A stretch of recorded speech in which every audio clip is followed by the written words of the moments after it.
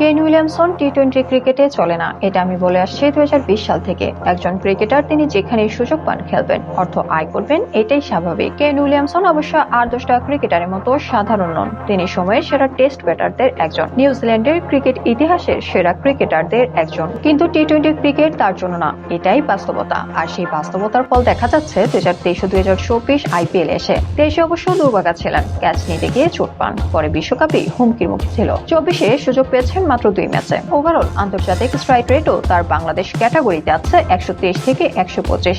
সব মিলেই অধিনায়ক উইলিয়ামসন টি-20 ক্রিকেটে তার বাজার হারিয়েছেন ধীরে ধীরে। হয়তো ভবিষ্যতে বড় কোচ হবেন, তাই এখনো কিছু দল তাকে ড্রেসিং রুমে রাখবেন। উইলিয়ামসন এখন আর শুধু ক্রিকেটার নন, একজন মেন্টর সাথে দুর্দান্ত গেম লিডার।